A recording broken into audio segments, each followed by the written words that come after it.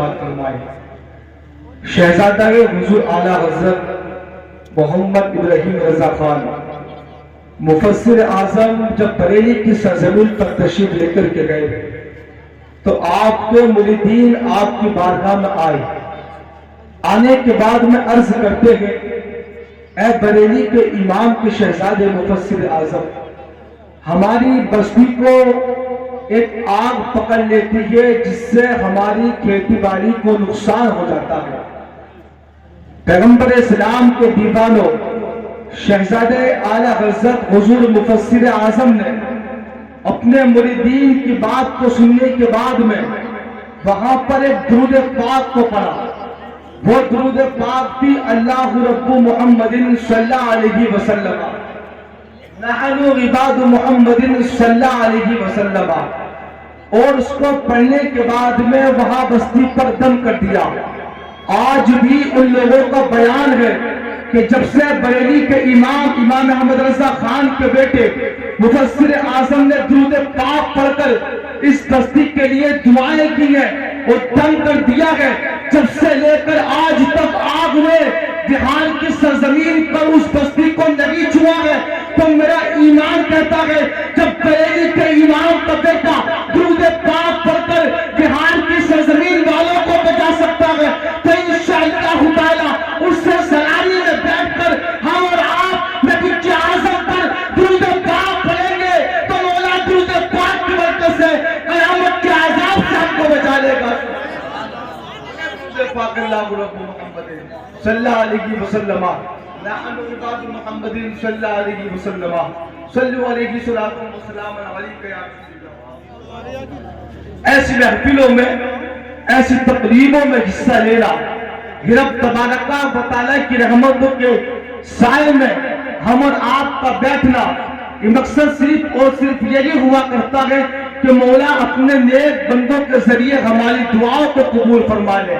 یار آپ نے سنا ہوگا جب عمران نے دعا مانگی، پاک پروردگار عالم مجھے کوئی بیٹا عطا فرما دے، میں تیری رہبری کے لیے یعنی مسجد اقصی بیت المقدس کے لیے وقف کر دوں گی۔ سبحان اللہ۔ رب تبارک و تعالیٰ نے بیٹا تو نہیں بلکہ مریم سلام اللہ علیہ جیسی بیٹی عطا فرما دی، اور جب بیٹی دیکھی نا تو مولا کی بارگاہ میں دعا کرتی ہے اے پاک پروردگار عالم اگر تو بیٹا عطا فرماتا میں تیری بارگاہ میں قربان کر دیتی، اے مولا یہ تو تو نے بیٹی عطا فرمائی ہے۔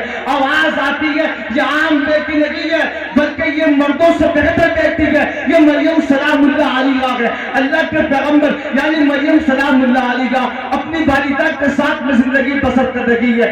آپ کی والدہ کو خیال آ جاتا ہے میں نے مولا سے وعدہ کیا ہے بیت المقدس کے لیے قربان کرنے کے لیے جا رہی ہے، مگر ذہن میں سوال آیا میری بچی کی پرورش کون کرے گا، کون دیکھ بھال کرے گا؟ اللہ کے پیغمبر زکریا کے بارگاہ میں چھوڑ دیتی ہے، عرض کرتی ہے اے پیغمبر زکریا میری بچی چھوٹی بچی ہے، اس کی پرورش کا خیال رکھنا، اس کی کھانے پینے کا خیال رکھنا۔ پیغمبر زکریا کی بارگاہ میں مریم سلام اللہ علیہ کی پرورش ہو رہی ہے۔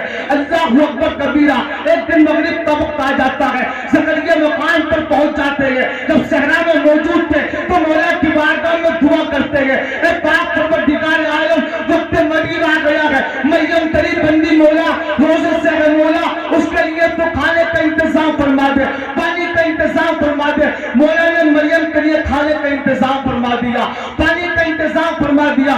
آئے ہیں زکریا، آنے کے بعد میں کہتے ہیں اے مریم نے کہاں سے آیا ہے؟ عرض کرتی ہے مریم سلام اللہ علیہ یہ مولا نے میرے لیے جنت سے بھیجا ہے۔ سبحان اللہ۔ مولا کی بارگاہ میں دعا کرتے ہیں زکریا اے پاک پروردگار عالم جب تو اپنی بندی زکریا کو بن موسم کو پھل دے سکتا ہے یعنی مریم کو بن موسم کو پھل دے سکتا ہے تو مجھے بیٹا بھی دے سکتا ہے۔ سبحان اللہ۔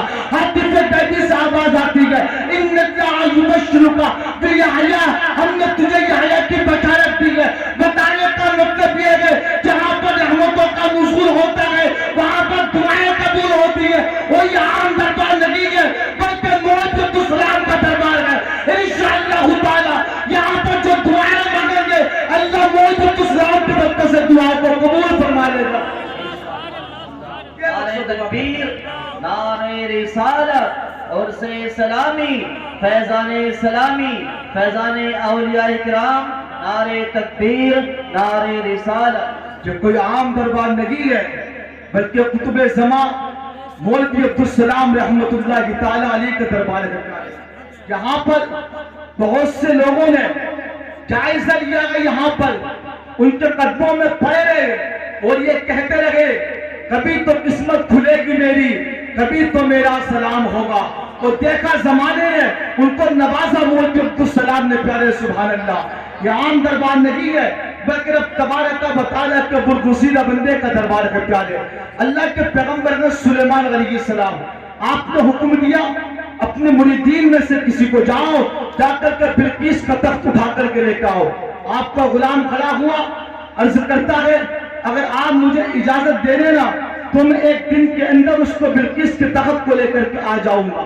دوسرا کھڑا ہوا، عرض کرتا ہے سرکار کی بارگاہ میں پیغمبر سلیمان اگر آپ مجھے اجازت دے دیں تو میں فلک جھپکنے سے پہلے، مختصر میں بتا رہا ہوں، فلک جھپکنے سے پہلے لے کر کے آ جاؤں گا۔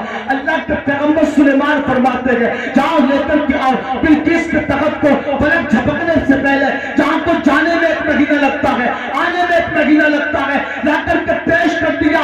فلک بھاگ میں جھپکا تو پیارے بتاتے ہیں مفسرین کرام اس بندے کا نام آصف بن برخیہ تھا جو سلیمان کی امت کا ولی تھا۔